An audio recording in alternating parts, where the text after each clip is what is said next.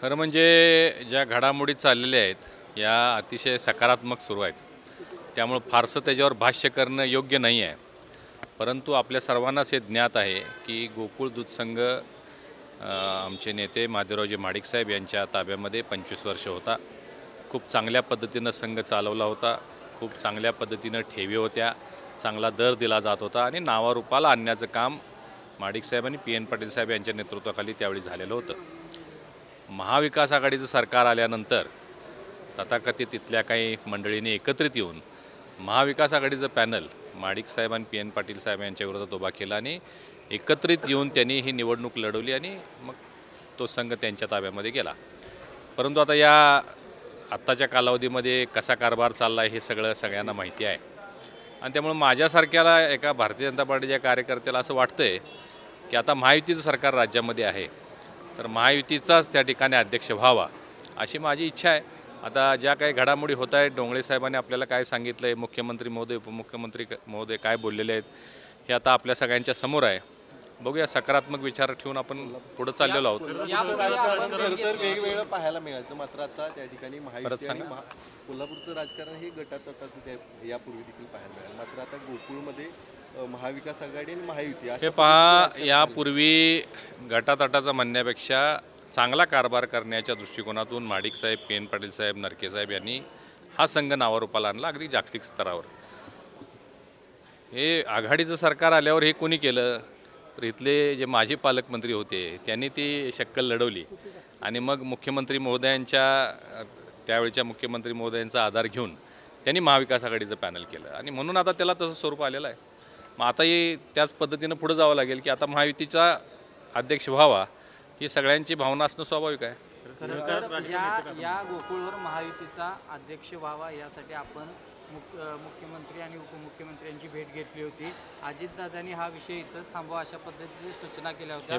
तरी देखील आता महायुती हे पहा, भेटी आम्ही सगळ्यांच्याच घेतलेल्या आहेत. सन्माननीय मुख्यमंत्री महोदय, उपमुख्यमंत्री महोदय या सर्वांच्या भेटी झालेल्या आहेत. परंतु आता त्यामध्ये काय बोलणं झालं किंवा काय घडामोडी झाले हे मला आता जाहीररित्या सांगणं आता योग्य वाटत नाही. यामागं मग महाडिक पॅटर्नच आहे का? गोकुळमध्ये पुन्हा महाडिक पॅटर्न चालणार? मी सांगितल्याप्रमाणे काही गोष्टी न बोलणं हे योग्य आहे. खरं तर गोकुळमधला हा मोठा भूकंप म्हणावा लागेल, कारण स्वतः अरुण डोंगरे अध्यक्ष ही वस्तुस्थिती आहे की आता परिस्थिती जशी सोपी वाटत होती तशी आता राहिलेली नाही. जे पूर्वीचे नेते होते त्यांनी काय आता त्यामध्ये त्यांच्या भूमिका आहेत, परंतु जसं त्यांना वाटत होतं तसं आता चित्र राहिलेलं नाही, कारण स्वतः डोंगरे साहेबांनीच कबूल केले की मी राजीनामा देणार नाही. तर आता पुढं काय होते बघूया. अरुण डोंगरेंनी बोलत असतात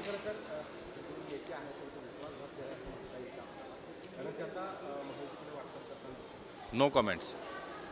खरं तर अदृश्य चपला आधी पाहायला मिळायच्या, मात्र आता चपला तिथं उघड येतात असं देखील त्यांनी म्हटलंय. अदृश्य चपला गोकुळमध्ये अदृश्य होत्या, मात्र आता उघड दिसत आहेत असं अरुण डोंगरेंनी. नाही, अजूनही त्याच्या पाठीमागं काय अदृश्य शक्ती आहेत. उघड काही दिसत आहेत, काही दिसत नाहीत, त्या अदृश्य शक्ती आहेत.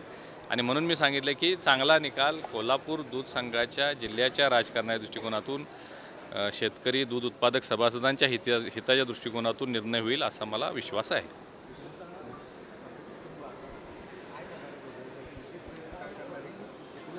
आम्ही वेट अँड वॉच करतोय. गोकुळ दूध संघामध्ये आमचा सहभाग आहे. आमच्या शोमिका महाडिक संचालिका आहेत. महादेवराव महाडिक याचं नेतृत्व पूर्वी करत आलेले आहेत, आजही करणार आहेत आणि उद्याही करणार आहेत. त्यामुळे आता त्यावर काही कमेंट्स नको. आल्यानंतर गोकुळकर लक्षात तुम्ही सांगितलं होतं त्यातच एक पाऊल म्हणता येईल का? त्यात अनेक पावलं पुढे गेलेलो आहोत आपण. सगळं झाल्यानंतर आपल्या लक्षात येईल. जवळपास सत्तांतर झालं असं म्हणता येईल. Me know comments. सत्तांतराची गोकुळमधून सुरुवात आहे, अजून जिल्हा बँकेची इलेक्शन पुढे आहे, स्थानिक स्वराज्य महायुतीची ताकद वाढवण्यासाठी. नाही, हे पहा, येणाऱ्या महानगरपालिका, जिल्हा परिषद आणि नगरपालिका या सगळ्या निवडणुकांमध्ये महायुती म्हणूनच पुढे गेलं पाहिजे. महायुतीचा झेंडा महापालिकेवर लागला पाहिजे, महायुतीचा झेंडा जिल्हा परिषदेवर लागला पाहिजे. यासाठी आम्ही प्रयत्नशील आहोत आणि त्या दृष्टिकोनातून आमच्या सगळ्या वाटाघाटी, चर्चा सगळ्या सुरू आहेत.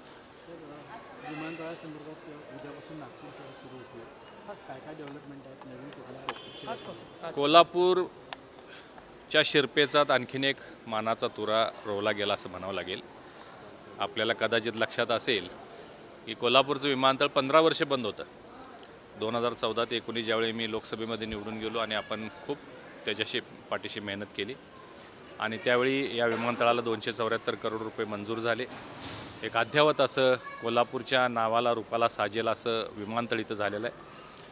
एक विमानसेवा सुरू होण्यासाठी सुद्धा वरिष्ठांचं थोडंसं नकार होता की कोल्हापूरमधून विमान चालू शकणार नाही किंवा त्याला फॉर रिस्पॉन्स मिळणार नाही. मी त्यावेळी जबाबदारी घेतली होती की 6 महिन्याचे ॲडव्हान्स पैसे आम्ही देतो, परंतु विमानसेवा चालू करा. आणि आज बघता बघता 1, 2, 3, 4, 5, 6 करत आजचं जर आपण बघितलं तर आज कोल्हापूर नागपूर, मी 2 महिन्यापूर्वी साधारण मला वाटते मार्चमध्ये मी आपल्याला सांगितलं होतं की नागपूर, गोवा,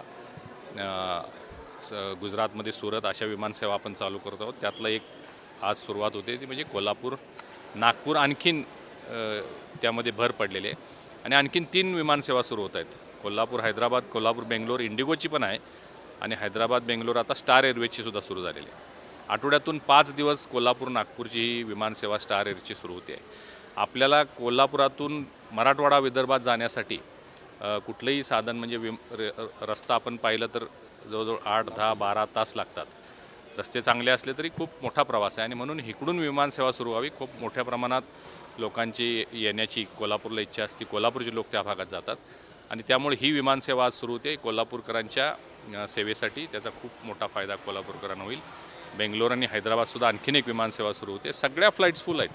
आज ह्या 3 पकडल्या तर 9 विमानसेवा सुरू झालेल्या आहेत आणि नजीकच्या काळामध्ये म्हणजे आज मे महिना सुरू आहे, डिसेंबरपर्यंत कोल्हापुरातून 15 ते 17 ठिकाणी डेस्टिनेशन्स कोल्हापुरातून विमानसेवा सुरू होईल यासाठी माझा प्रयत्न सुरू आहे. साहेब, विमानसेवा आता अतिशय चांगल्या पद्धतीने कोल्हापुरातून सुरू आहे. तिकडं रेल्वे सेवा देखील त्या तुलनेत काही पाहायला मिळत नाही. त्या संदर्भात देखील काही नवीन सेवा विमानाचं विस्तारीकरण हे कुठल्याही शहराच्या जिल्ह्याच्या दळणवळणासाठी, व्यापारासाठी, उद्योगासाठी, पर्यटनासाठी, देवदर्शनासाठी खूप महत्त्वाचं असतं आणि त्या दृष्टिकोनातून इकडेही आपण फोकस केल्यामुळे या सगळ्या विमानसेवा आता सुरू झाल्यात. आता माननीय केंद्रीय मंत्री मुरलीधर मोहोळ जी येत आहेत त्यांच्या हस्ते शुभारंभ होणार आहे. त्याचबरोबर काय आणखीन मागण्या आहेत आपल्या विमानतळाच्या विस्तारीकरणाच्या. रनवे 3000 मीटर झाला पाहिजे. रनवे 3000 मीटर झाला की आपलं इंटरनॅशनल एअरपोर्ट होऊ शकतं. त्याचबरोबर एरोब्रिज आज जाण्यासाठी मोठी विमानं आल्यानंतर एअरबस किंवा त्याच्यावर मोठी विमान आली तर त्यासाठी एरोब्रिज लागतात. तर त्या 4 एरोब्रिजचा प्रस्ताव आपण देतो. हँगर एक असला पाहिजे. कोल्हापूर विमानतळावर अजून हँगर नाही आहे, त्यामुळे नाईट हॉल्टला कुठली विमानं थांबत नाही. जर मेंटेनन्स करायचं असेल तर हँगरची आवश्यकता असते. आज मंत्री महोदयांना विनंती करून आपण ताबडतोब हँगरचं सुद्धा मंजुरी आपण घेणार आहोत, जेणेकरून एक परिपूर्ण विमानसेवा कोल्हापूरकरांच्या सेवेमध्ये राहील. रेल्वेची जी आपण माहिती विचारत आहात त्याबद्दल सगळ्यात महत्त्वाची मोठी अडचण आपली आहे ती कोल्हापूर मिरज हे दुहेरीकरण जे प्रयत्न सुरू आहे, ज्याच्यामध्ये लोकांचा विरोध आहे, काही जमिनीचं ॲक्विजिशन व्हायचं राहिलेलं आहे. ते एकदा झालं की 2 ट्रॅक झाले की मग आपल्याकडं आणखीन 10 नवीन रेल्वे आपण मागू शकतो. परंतु आज कोल्हापूर ते मिरज सिंगल ट्रॅक असल्यामुळं रेल्वेंना येण्या जाण्यासाठी अडचण आहे. आता आपण त्याचा फॉलोअप चालू आहे. ज्या दुहेरीकरणाच्या दृष्टिकोनातून काही जो निधी लागणार होता त्याची सगळी तरतूद केलेली आहे.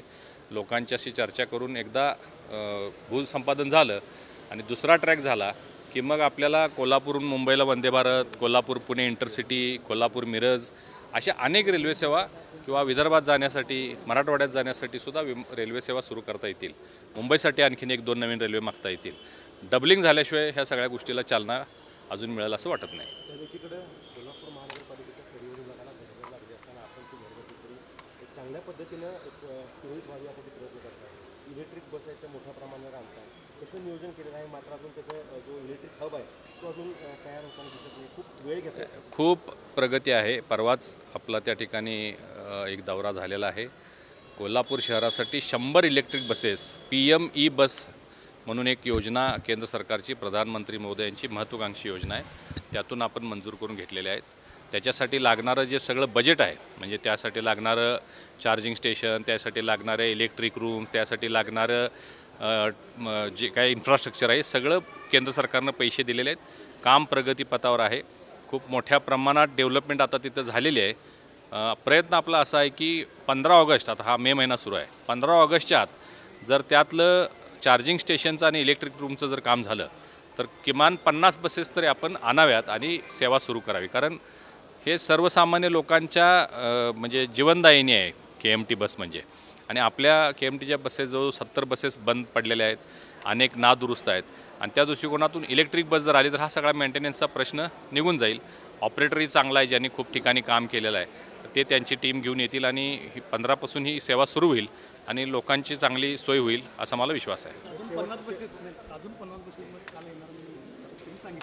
100चा पहिला प्रस्ताव होता, परंतु मोठ्या प्रमाणात बसेस खरेदी होत असल्यामुळं आणखीन 50चा प्रस्ताव म्हणजे 150 बसेस कोल्हापूरला मिळाव्यात यासाठी ऑलरेडी प्रस्ताव आपण दिलेला आहे आणि तो मंजूर होईल.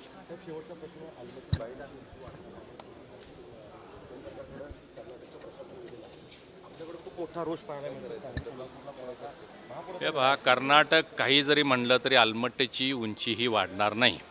हे विनाकारण अनायास काही चर्चा सुरू झालेल्या आहेत. त्याला सुप्रीम कोर्टाची स्थगिती आहे. त्यामुळे अशा पद्धतीचा कुठलाही प्रयत्न त्यांचा यशस्वी होणार नाही.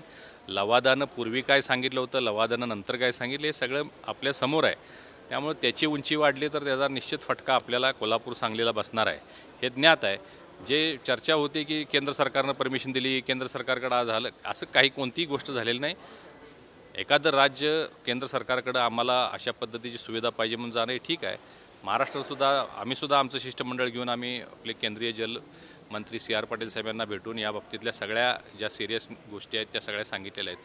त्यामुळे या बाबतीत कुठलीही भूमिका अजून घेतलेली नाही आहे केंद्र सरकारनं. आणि अशा पद्धतीनं दांडगाव्यानं जर कर्नाटक सरकारनं काय करण्याचा प्रयत्न केला तर आपण त्याला पूर्ण ताकदीनं विरोध करणार आहोत. थँक्यू.